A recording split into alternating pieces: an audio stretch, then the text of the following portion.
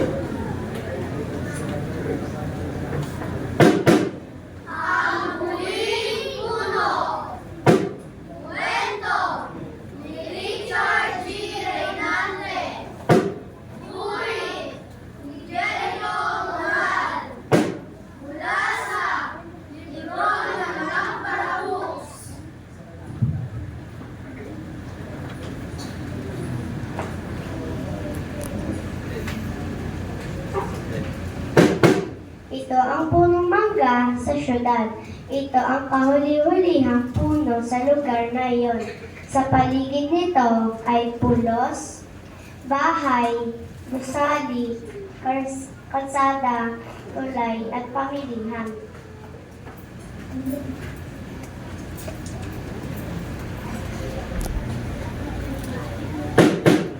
Dito sa punong mangga, nakatira sina Kwangong Kulit at Matsin Valentin, kasama sina Kikong Bayawak at Lara Paru-Paro.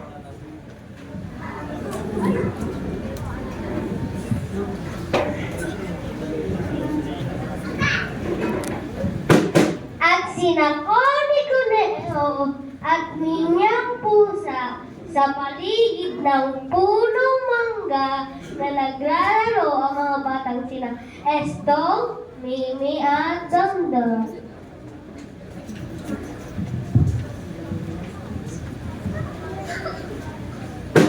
Sa piling ng mga hayop ay masaya silang nagtataguan, naghahabulan, nagduduyan, natutulog sa lilim na mayayabong na sanga at dahon, at kung minsan ay namimita sila ng matatamis na bunga.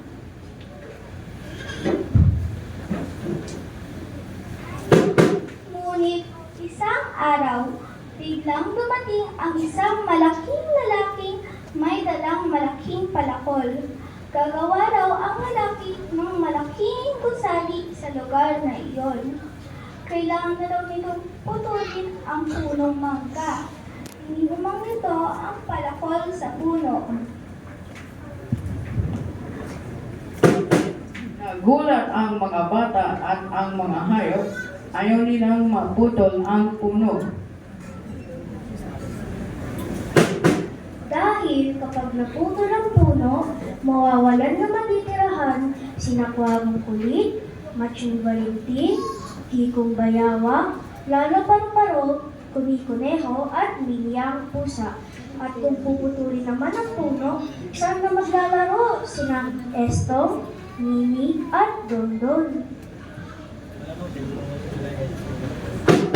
Sayang! Kapag tuluyang nawala ang puno mangga, ay mawawala rin ang natitirang sariwang hangin na siyang hininga nito. Hindi papayag ang mga bata at mga hayop na mawala ang kahuli-hulihang puno sa syudad. Buong tapang na humarang ang mga bata sa malaking lalaking may palakol.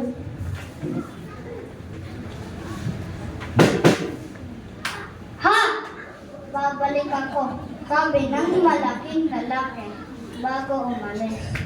Mabilis na nagpulong-pulong sina Estong, Mimi at Dondon kasama ang mga hayop.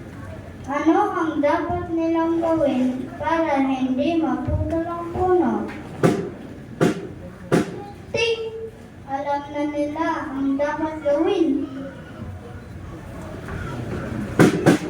Kumuha ng malaking kumot si Estong sa bahay nila. Pagkatapos ay pumasok si Mimi sa balikat ni na Estong at Dondon. Pumatong naman si Connie Conejo sa ulo ni Mimi. Sa kabinalag sila ng kumot, ninalala paro-paro at kwakong kulit. Mabilis ang sumiksik sa loob ng kumot, sina Matching Valentin, Kiko Bayawag at Minyang Pusa. Inilabas nila ang kanilang mga buntot. Pagbalik ng malaking lalaki, nagulat ito dahil tumambad sa kanya ang isang halimaw. Isang mga halimaw nakabantay sa punong mangga. Mataas, may tenga ng kuneho at 3 buntot.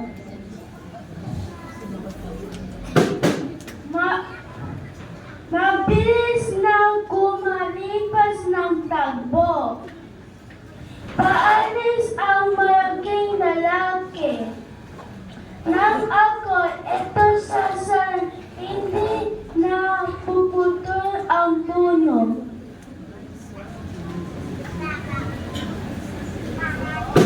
Tuwang-tuwa ang mga bata at ang mga hayop. Hindi na puputol.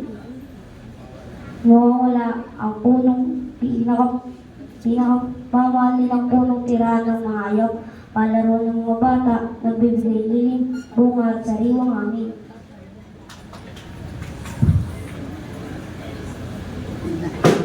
Laking gulat nila, biglang matiwanag ang puno. Nagpatuloy ito ng karami-raming nalitugtag. Istulay ito ang gamit sa Christmas tree.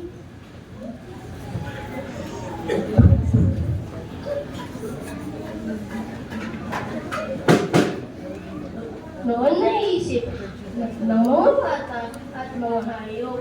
Napasko na pala kay Gandang Aguinaldo na kahit kailan ay hindi na mawawala ang nag-iisang puno sa syudad.